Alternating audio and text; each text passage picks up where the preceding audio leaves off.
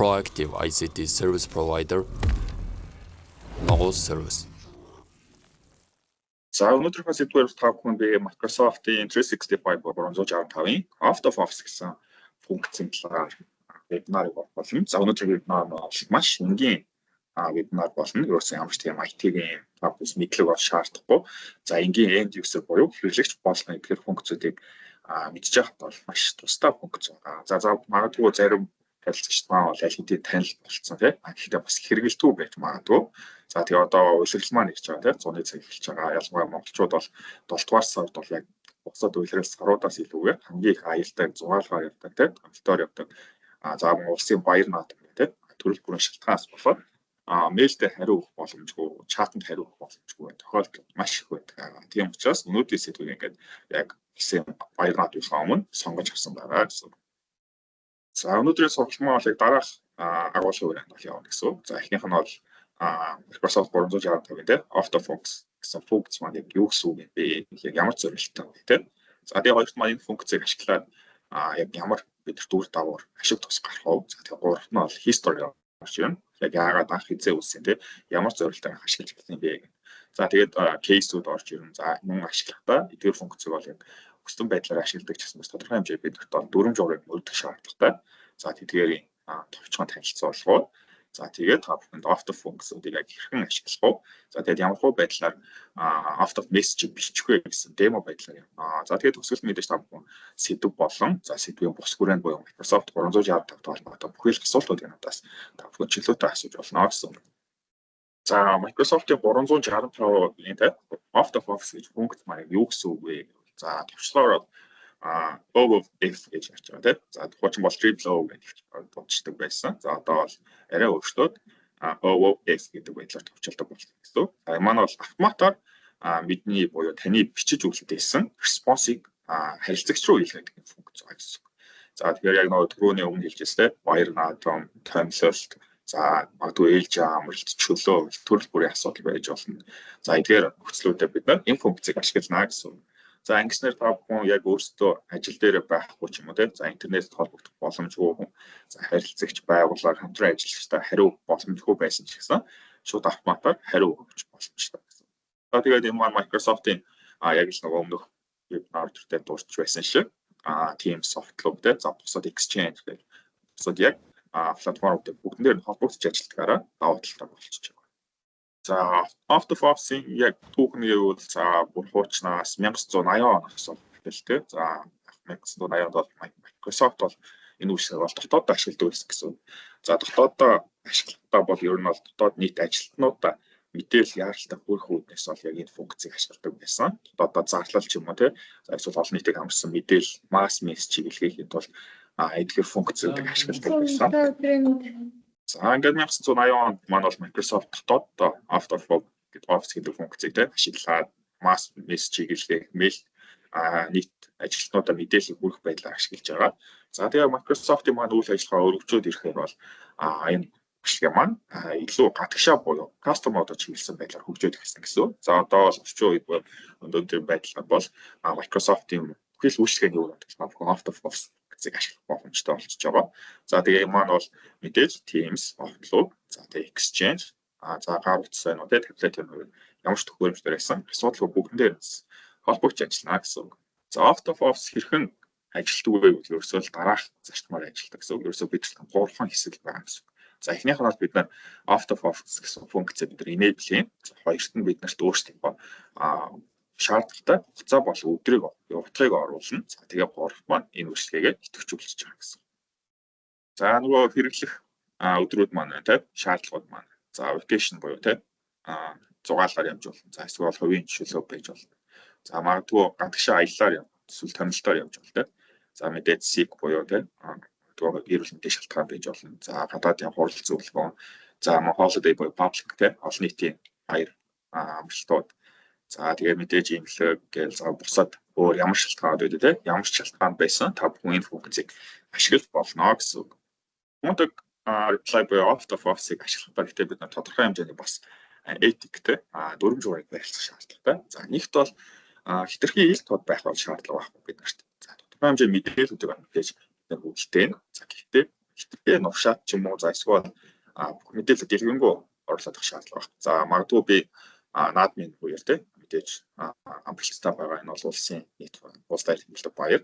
Тийм учраас би наадмын үеэр мэдээж out of box хийгдүүлнэ. Гэхдээ магадгүй гадаад улстай бусад гадаадын харилцагч байгууллагууд маань энийг мэдэхгүй. Тийм учраас би мэдээж out of box функцийг гаргасан.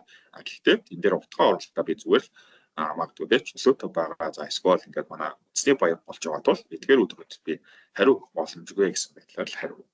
Тэрнээс би магадгүй аяллаар явлаа. За эсвэл ингээд чөлөөтэй байгаа тий. За ингээд дэлгэрэнгүй оруулах шаардлага.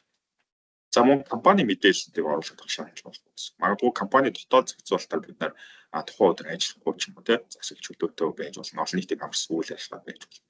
Тэрийг бид нар оруулах гэсэн илүү дэлгэрэнгүй оруулах шаардлага байна. Бид нар дотоод үйл ажиллагаатай бол за мэйлтэй юм уу таны бичсэн шатанд хариу боломжгүй. За тэгээд тийм учраас магадгүй маргааш юм уу тий. Энэ хэзээний өдөр тэгэд хариу болчихтоо гэсэн байдлаар. За мөн гурав дахь нь мэдээж бид нар байгууллагын албаны хэрэгцээнд ашиглаж байгаа учраас дээш тодорхой хэмжээний хил хязгааруудыг барьж шаардлагатай. За тэгээд дөрөвдөг нь бол бид нэр компанийнхаа нууцтай датануудын мэдээллүүдийг ашиглах боломжтой. Бид нар төсөл дээр ажиллаж байгаа юм уу тий. За прожект дээр ажиллаж байгаа тул энэ дээр хариу боломжгүй байна гэсэн байдлаар out of box-ыг тохируулж болохгүй гэсэн. За тэгээд дөрөвт тавтах нь болохоор бид нэр хариуцлага гэж байна тий. Responsibility. За энэ маань болохоор та out of box гэдэг функцийг ашиглаагүй болоод ч юм уу эсвэл буруу тохируулснаас болоод бид нар тэр бас эсрэгээр үр дагаврууд гарч болно. За магадгүй буруу тохируулсан өдрөө буруу сонгоцсон байж болно те.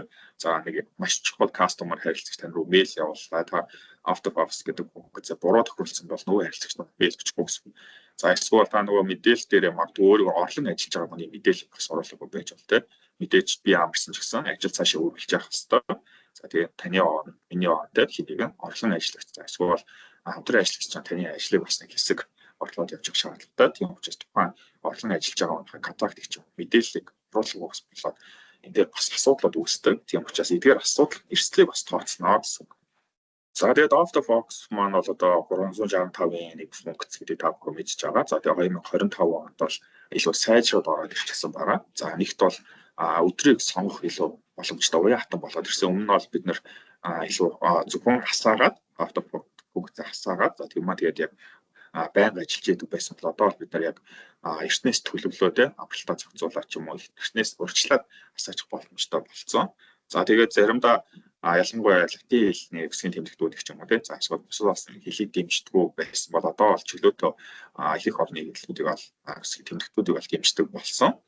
За тэгээд мөн давхар аль нэг функц дээр тааруулаад аппликейшн дээр тааруулаад нөгөө аппликейшнаа синк хийж болдог. За жишээлбэл би өөрийнхөө Office аппликейшн дээр боёо Exchange дээр те out of box-ыг тохирууллаа гэхэд Teams дээр автоматар синк хийдэг байдлаар ч юм уу те. За мобайл дээр би орууллаа гэхэд бусад аппликейшнууд руу автоматар бас синк хийж байгаа гэсэн үг. За тэгээд энэ дээр та нөгөө history фактууд маань гэж те. За 1980 он эхлээд ер нь бол дотооддоо Microsoft ашиглаад хэлжсэн гэдэг байсан байгаа. За хамгийн ихний буюу те түүхэнд одоогоор бүртгэгдсэн яг out of box гэдэг одоо юу маань бол 1983 онд бол ашиглагдчихсэн байна. За тэгээд automatic reply маань бол баяр үеэр бол маш их гэсэн. За тэгээд millions бүр хэдэн саяар ч юм ингээд Microsoft бол automatic мессежүүдийг өдөрт явуулдаг гэсэн судалгаа байдаг. За тэгээд automatic reply би нөгөө түрүү хэлжтэй бид нар тодорхой хэмжээний хин царийг эддэг байдал ёстой гэсэн ч гэсэн бид нар тодорхой хэмжээний фан байдлаар чөлөөтэй байдлаар бас эдгээр утгуудыг оруулах боломжтой. За тэгээд судалгаан дээр дурдсны дагуу out of box-ыг ашигласаар бид нар аял зугаалгаар чөлөөтэй байхтай ч юм уу тийм зацлал хамт дээр явж байгаа гардаг стрессийг тулгардаг асуудлуудаа 30% ууруулах боломжтой байна гэсэн судалгаа байна. За тэгээд мэдээж би out of box-ыг бол хэрхэн тохируулах тийм за ямар байдлаар ашиглах талаар бол демо дээр ороод явчихна гэсэн. За вебинарын маань presentation хэсэг бол энэ дээр төрлөж байна. За тэгээд одоо хэдүүлээ демо хэсэг рүү орцгоё гэсэн. За мэдээж тухайн хэрэглэгч Microsoft-ын 365-ыг ашигладаг байх шаардлагатай 365 үйлчилгээг. За ашиглаж байгаа ч гэсэн бид нарт бол нөгөө лицензийн хүрээнд бол хэрэглэгч маань боломжтой. За нөгөө F лицензүүдээр тийм за F лицензүүдээр боломжтой байна. За тэрнээс бусад бизнесийн төвчнээ тийм basic за стандарт премиум гэх лиценз хэрэглэгч маань энэ үйлчилгээг ашиглах боломжтой гэсэн үг. За after off-ыг бол нөгөө new off-ыг буюу шинэ хөлбөртэй ашиглах илүү амар байдаг. За хуучин classic хөлбөртээр бол яг өөртөө off-ыг тохируулахад арай бацж мөндөрлөлтэй нэмэлт олгон сонголтуудтай функцүүдтэй байдаг гэсэн. Тэгэхээр та магадгүй шинэ хөлбөрийг ашигладаг бас бол энэ бас нэг шинэ хөлбөр рүү шилжүүлснээр шалтгаан маань гэсэн. Хэрэглэгчид илүү friendly, илүү хялбар болоод ирж байгаа гэсэн. За би веб хөлбөрөөр орсон ч бай, application хөлбөрөөр орсон ч яг адилхан. За баруун дээр байгаа settings дээр байна. За settings дээр орсны дараа шууд хамгийн дээр account хэсгийн хоёр хэсгээр automatic replace гэдэг хэсэг барьж байгаа гэсэн. За automatic replace маань бол эхний ээлжинд бид нөр өөрсдийнхөө тодорхой хэмжээний хугацаа буюу датаг оруулж өгөх шаардлагатай. За дээж тодорхой хугацаанд би чөлөө авч байгаа ч юм уу те. За эсвэл бол төвлөлтөөр явж байгаа бид нар энд оруулж өгөх шаардлагатай гэсэн. За тийм учраас бид нар энэ send reply on the during time period гэсэн сонголт гэсэн. За юм маань болохоор миний оноож өгсөн хугацаанд энэ automatic reply маань ажиллана гэсэн. За тэгэхээр хэдүүлээ өнөөдөр 7 сарын 3 тийм. За магадгүй 7 сарын 10. За бүх нийтийн амралт маань 10-наас эхэлж байгаа тийм. За 17-ны хооронд яг Монгол улсад бүх нийтийн амралтын өдрүүд эхэлж байгаа. Админ баяртай холбоотой уусан сан дүрмж агуу. За ингээ амарч байгаа учраас би энэ өдөр өдөртөө самбарчээ. За тэгээд цагаа би 7-9 цагаас за магадгүй оройн 1-6 цаг хүртэл ажлын цаг гэж сонгоод өгч гэсэн. За ингээд би хугацаагаа оруулаад automatic reply маань яг энэ дээр оруулж өгсөн хугацааны дагуу ажиллана гэсэн үг. Ямар нэгэн байдлаар энэс өмнөх юм уу дараах хугацаанд automatic reply маань унтрна гэсэн үг. Тэгэхээр нөгөө өмнө нь би хэлчихсэн те ингээд presentation хэсэг дээр бидний нөгөө хариуцлагын асуудал орж ирж байгаа. Бид нарын хугацаагаа маш сайн зөв төлөх хэрэгтэй гэсэн. За мэдээж цаагаар маань ажлууд яригч байгаа те маш том асуудлууд байгаа. Тэгэхээр бид нэр шийдэхэд бол энэ дээр хугацааг зөв оруулж өгөх шаардлагатай гэсэн үг. За тэгээд доорн бидэрт бол 3 сонголт байдаг. За сонголтуудаа авчлаа. Эдгээр 3 сонголт өөрсдөө бол таарлаад чаталчих болно гэсэн үг чекгээд. За эхнийх нь болохоор энэ хугацаанд те энэ оруулж өгсөн хугацаанд одоо ямар нэгэн байдлаар календарыг блоклно гэсэн үг. Эсвэл хоёр дахь нь бол ямар нэгэн уулзалтын invitation те ивентийн урилга ирвэл мөн адилхан decline автоматар шууд decline явуулна гэсэн үг. За мөн meeting ирвэл давхар decline гэсэн байдлаар эдгээр сонголтуудыг бид өөрсдөө тавуулаад сонгоно гэсэн үг. За тэгээд би доор нь тайлбараа бичдэг. За тайлбараа бичихтэй бүгдээ гараараа бичихгүй шууд Copilot ашиглаад шууд бичиж болтой. За эндээс Copilot орч хэдүүлээ. Тийм Copilot. За би шууд эндээс зүгээр ингээнэ бичдэг. Out of box-ийн draft надад бэлтэж өгөө гэж шууд бичээд үзье.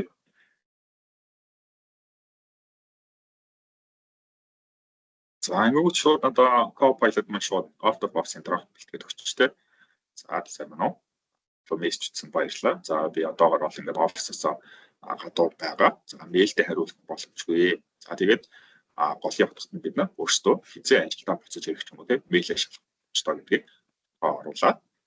Тэгээд эсвэл бол миний орлон ажиллаж байгаа тэрнтэй холбогдно гэдэг нөгөөхийнхаа мэйл болон контактыг оруулчихна гэсэн. За жишээлбэл би одоо энэ яг тэмдэгтийг буулаад оруулчих. Өөрөөхөө автопокс дээр.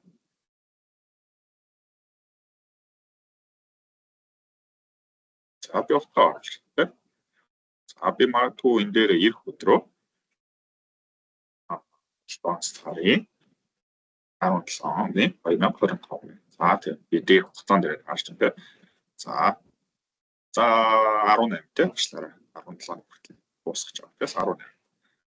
За ингээд 18 хүртэл би ингээд ажил дээр байхгүй байгаа. За түүнтэй миний оронд орлон ажиллаж байгаа юм тийм. За эсвэл харилцах боломжтой. За би магадгүй энэ дээр зөв төвчлэр учраас өөрийнхөө нэрийг оруулчихъя. Тэр хүнээ бичлээ. За нөгөө хүнийхээ мэйлийг бичнэ гэсэн. Энэ дээр орлон ажиллаж байгаа юм. За тэгээд мэйлээ бичлээ. За тэр хоёр утасны дугаар байж болно тийм. Ямар нэгэн шаардлагатай мэдээллүүдийг оруулаад тэгээд доор мэдээж усгаад. За ингээд бид нар save дарчихна гэсэн үг. За ингээд save дарснаа бидний оруулж өгсөн хугацаанд байдаг 7 сарын 10-наас 7 сарын 17-ны хооронд өглөө 9 цагаас оройн 6 цаг хүртэл эдгээр өдрөнд дуслалаа ирсэн бүх мэйл рүү эдгээр хариу маань шууд автоматар явна гэсэн үг. За гэхдээ анхаарах зүйл маань болохоор та бүхэн энэ хэсгийг унших шаардлагатай. За энэ хэсгээр болохоор та бүхэн анзаарч байхдаа send automatic reply inside your organization гэдэг хэсэг байна. За энэ маань яг ямар утгатай вэ гэвэл бид нар дотооддоо гэсэн. За тэгэхээр би энэ бичсэн хариу маань одоо манай дотооддоо буюу Монгол бүрийн бүрээнд энэ хариу маань явна гэсэн. Монголгүй нийт ажилтнуудын дотор энэ хариу маань явна гэсэн үг. За тэгэхээр би магадгүй дотооддоо би арай илүү энгийн тарих бичвэл шүү дээ. За магадгүй энийгээ би илүү хөвчлөлтэй олж байна гэж дээ. Би фан арай илүү юм алтны бос ч юм уу те баг зэрэг фан байдлаар бичвэл шүү дээ. За тэгвэл арай илүү инээдтэй болгож фан болгох гэдэг би юм борлуулж Copilot надад дараах байна. За би keyboard-оо цаашаагүй нарны тусгалаар солилцчихъя. За тэгвэл би ингээд энэ цаана ингээд те ийм билээс хол байна. гэдэг юм утгатай арай илүү юм фан байдал хөгжилтэй байдлаар гараад ирчих гэсэн те. За тэгвэл дахиад өөр байдлаар ингэж шалгаад үзье.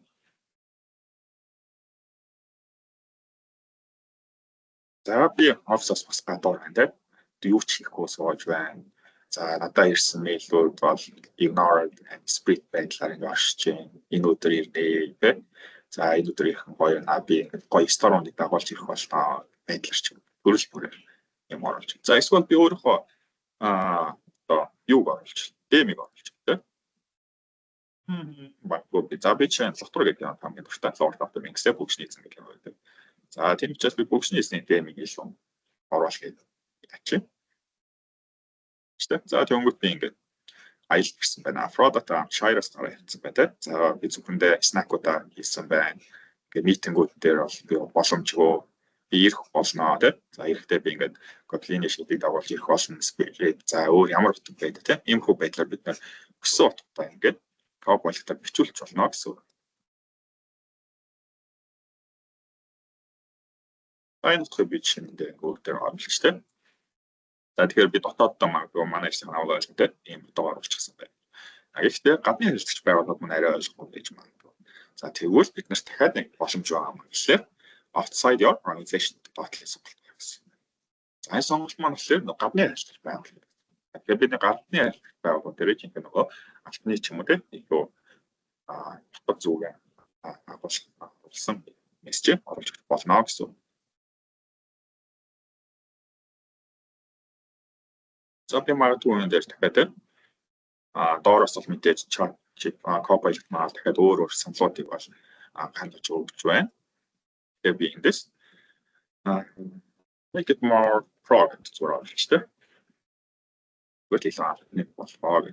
Заавчлаа өмнөх шууд юуны маань тэр маань тэрийг харчлаа тийм Lord of the Rings. За хүмүүс илүү дахиад хамгийн юм цаана болох юм. За түүгээр дахиад шинээр чат үсгээ.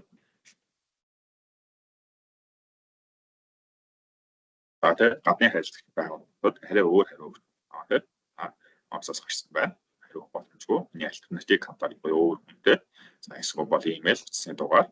За эсвэл бол би интернет холбогдох боломжтой ч юм уу тийм мэйл хүлээж авах боломжтой болсон үедээ хамгийн урд нараад энэ хариу аваа гэдэг эндээс арай өөр байдлаар болж байна.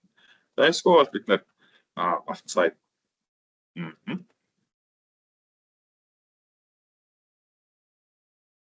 Монгол хэлээр бичүүлж байгаа тийм. За магадгүй түрүүний сонголтууд маань ингээд нэг гадны харилцагч байгууллагатай ажилладаг ингээд ч юм уу тийм. Олон улсын байгууллагатай ажилладаг байж болох. За эсвэл бид нэр шууд монголоор бичүүлж байгаа тийм. Мэдээж Copilot маань бол бас монгол дээр ажиллах боломжтой. Тийм учраас бид нэр өөрсдөө зүгээр Office-ийн draft-ийг бэлтгэж өгөө гэсэн байдлаар монголоор бичээд бэлтэж болно гэсэн.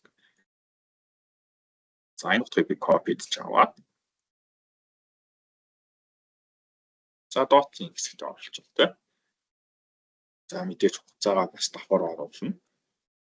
За байхгүй мэйл тариух боломжгүй. За яалтаа асуудал байвал тэр хүнтэй орлон ажиллаж байгаа өөр хүн ажлыг бүр гүйцэтгэж байгаа хүн оруулж болно. За тэгээд мэйл хаягийн хэсэгт оруулаад box-ны дугаарлаад яалтаа төрнө гэсэн. Тэгээд бид нэр save කරна гэсэн. За ингээ automatic reply маань бидний оруулж гэсэн хугацаанд шууд автоматар бичлээд эхэлнэ гэсэн үг. Дээдлийн утга маань бол бидний дотооддоо буюу тийм нэг компани дотоод процесстэй буюу 360 ашиглаж байгаа нийт ажилтнуудын хооронд бол явж эхэлнэ. За тэгээд доотлын утга маань болохоор гадны харилцагч байгууллагууд дээр ажиллаж эхэлнэ гэсэн үг. За automatic reply маань ингээд out of office-ийн хүрээнд бол ингээд ажиллаж байгаа. Бид нэр дахиад нэг хэрэгтэй хүн гэж байна. Тэгэхээр forwarding. За forwarding маань одоо жишээ нь automatic reply дээр би сая ингээд миний орлон ажиллаж байгаа тэр үнтэй холбогдно гэсэн байдлаар ингээд утгыг үлдээчлээ тийм. Гэхдээ орлон ажиллаж байгаа хүндээ бас мэдээллүүдийг хоцрохгүй байх шаардлагатай. За тийм учраас бид энэ forwarding гэдэг функцийг бас давхар ашиглана гэсэн үг. За энэ функц маань яг юу гэхээр мэдээж та зарим хүмүүс миний сургалтын зөвчсөн ч юм уу те 365 гэсэн өөрсдөө дотоод ашиглаж байгаа бол зарим мэдж байгаа. Надаа ирж байгаа бүх мэйлүүдийг өөр аккаунт руу өөр хаяг руу forward хийдэг функц байна. За энэ дээр би нөгөө өөрийнхөө олон ажиллаж байгаа мэйлүүдээр дээр нь оруулаад бичиж болно гэсэн үг. За энэ бол жишээ миний мэйл нэг байна те. За нээлттэй мэдээлэл учраас би шууд ингээ харуулж байна. За би энэ мэйл утгаа оруулаа. За анхаарах зүйл гэвэл мэйлийг заавал бүгдээр нь оруулж шаардлагатай. Ямар нэг байдлаар томчлсон байдлаар нэр ч юм уу те эсвэл өргөтгөл дотбоо боломжгүй. За тэгээд dot-ийн сонголт маань бол маш чухал байгаа. Keep copy forwarded message гэдэг. За энэ сонголтыг сонгохгүй бол тухайн буюу automatic reply forwarding гэдэг функц маань ажиллаж байгаа үед ирсэн мэйлүүд маш шууд дээр байгаа харилцагч руу шууд яваад байна гэсэн. За надаа ямар ч тухайн мэйлийн хувь үлдэхгүй гэсэн. За keep copy гэдэг сонголтыг сонгуул тухайн мэйл надаа нэг хувь үлдэн дээр оруулж гисэн хүн дээр маань бас нэг хувь үлдэж байгаа гэсэн. За ингээд save дараад automatic reply болон forwarding гэдэг функц маань бий болж байна. За forward функц дээр анхаарал татуулах үед хугацаа байдаг. Толтой гэдэг байнга ажиллаж байдаг. Тийм учраас бид шаардлагагүй давж унтрах шаардлага. Тэгээд бид нөгөө ээлж амралтаас ч юм те амжилт чөлөөнөөс ирсэн үедээ энэ функц орж унтраана гэсэн үг. За ингээд бид нар шаардлагатай гол хоёр хэсгээ те функцээ ажилуулчлаа. За гэхдээ бид нар дахиад өөр боломжууд байна гэсэн үг. Тэгээд out of box office-д за ямар боломжууд гэвэл функц зарим нэгжиж магадгүй rules гэдэг хэсэг байна. Rules маань бол шинээр rule үүсгэх зорилготой те. Ямар нэгэн байдлаар энэ бокс ч юм уу мэйлээ зэгцтэй байлгах зорилгоор рүүлүүд үүсгдэг. За рүүлүүдээ бид нар бас давхар forwarding гэдэг байдлаар үүсгэж байна гэсэн. За магадгүй зарим нэг харилцагчнаас ч юм уу те нэг шаардлагатай за эсвэл импортент тийм харилцагчаас ирдэг мэйлүүд байж болно. Тийм тэднийг бид нар тусдаа англиар ч юм уу те яалтаа хариу аргамж авах үедээ бид нар rule үүсгэж явж болно гэсэн. За жишээ нь энэ мэйлийг анх хэлчихтэй office 365 гэдэг. За магадгүй миний байнга гарцдаг харилцагч болж байна. За тэгвэл бид нар шинээр rule үүсгэж болно. За create rule гэдэг тухайн мэйл дээр харилцагч байгаа мэйл дээр маус хоёроо дараад rule хэсгээс create rule гэж дараад за доор нь more options гэдээ орчдөг. За тэгэхээр биднэрт нөгөө rule маань илүү боломжууд гараад ирдэг гэсэн үг. За эхнийх нь front те. За хинээс ирсэн мэйлүүдийг. За энэ дээр бид нөгөө чухал гэж үзсэн харилцагч байгаа мэйлийг оруулж байна те. За доошлуулаад бид нар action авч байна. За энэ дээр forward to байна. За энэ дээр илүү forward хийх гэдэг оруулж өгч байгаа гэсэн. За магадгүй өмнөх дээр бол бид нар ингээд бүх мэйлүүдээ тэр үнслэг forward хийгээд нэг оруулалттай оруулж байгаа шүү дээ. Өмнөх яг forward гэдэг хэсэг дээр. За энэ дээр болохоор бид нар илүү онцлоод зөвхөн энэ харилцагчаас ирсэн мэйлүүд за энэ хүн руу явна гэсэн байдлаар оруулж өгч байгаа гэсэн. Магадгүй импакттай ажлууд харилцагчуд байж байгаа тийм биш өндөр импакттай. За тэгвэл бид нар ингээд онцлж болно гэсэн үг. Зөвхөн энэ харилцагчаас ирсэн мэйлүүд тэр хүн руу явна гэдэг тэр онцлоод нэ save орчно гэсэн. За ингээд automatic reply-аас гадна дахиад энэ forward гэсэн rule маань давхар ажиллаад эхэлчихнэ гэсэн. За тэгээд office-та хамгийн холбогдсон ажил сүүлийн хэсэг маань ерөөсөө бидний одоо юу байгаа OneDrive байгаа. За ажлаас чөлөө авч байгаа ч юм те. За remote-ээр ажиллаж байгаа ажил боломжгүй үедээ за яг энэ үедээ бид нар яг энэ бас OneDrive-ийн эрхийн тохиолдолд бас анхаарах шаардлагатай. Орлон ажиллаж байгаа хүндээ нөгөө файлуудынхаа эрхийн тохиолдлыг өгөх шаардлагатай. За файлуудын эрхийн тохиолдлуудыг өгөөгүй гэсэн болоо ч юм уу те. Тохируулгаагүйс болоод нөгөө мэдээллүүдийг маань ингээд алдах ч юм уу. За эсвэл орлон ажиллаж байгаа хүмүүс маань мэдээлэл дутуу үлдэх гэсэн тохиолдол үүсдэг. Тийм учраас бид нэ энэ функцийг бол ашиглана гэсэн. За мэдээж намайг борлож ажиллаж байгаа хүмүүс маань те одоо байгаа мэдээллүүдийг бол харж авах шаардлагатай. Миний ажлыг орлон үүсгэж байгаа учраас тийм учраас би өөрт тухайн хүнийг ажлын хийх боломжийг хангахын тулд шаардлагатай мэдээллүүдийг нөгөө тэгээд шеэрлж өгөх хэрэгтэй. За шеэрлж өгөхдөө ч гэсэн бидэрт бас тодорхой хэмжээний хязгаарлалтуудыг боломжуудыг бас бодолцож үзэх шаардлагатай. За шеэрлж бол та бүхэн мэдж байгаа тийм OneDrive дээр хэд хэдэн боломжууд байдаг. За нөгөө файлыг хүлээж авч байгаа хүмүүс маань тухайн файл дээр ямар эрхийн тохиолдол байх вэ тийм манайдээс сонгож өгч байгаа гэсэн үг. За can edit гэдэг шеэр өгчвөл эрхийн тохиолдол өгч нөгөө маань бол тухайн файлуудыг бол хүснээр эдитлэх өөрчлөлт хийж боломжтой байгаа. За тэгээ can view зөвхөн харна гэсэн тийм зөвхөн доторх байгаа датануудаа танилцснаа гэсэн байдлаар. За can't download гэвэл зөвхөн хараад эсвэл бол өөрчлөлтүүдийг оруулах боломжгүй download хийх боломжгүй ч гэдэг. За эсвэл бүр илүү дэлгэрэнгүй бид тодорхой мэдээлэл хийж өгч болно. шаардлагатай юу гэсэн нөгөө бид нэр хугацаа оруулж өгч байна гэсэн тийм. За бид нар нөгөө ээлж чанартай ч юм уу тийм чөлөө авсан байна. За жишээлбэл одоо саяны хэсэгт бол бид нар 10-аас 17 оны хооронд оролцдог. Тэгэхээр магадгүй орлон ажиллаж байгаа хүмүүс маань энэ файлыг 17 хүртэл харж болно тийм зөвшөөрч болно. За 17-оноос хойш энэ файл руу орох хамрах хэрэггүй гэсэн зохицуултуудыг хийж болно гэсэн үг. За ингээд office маань бол ингээд вебинар маань инкремент өндөрлөлтэй.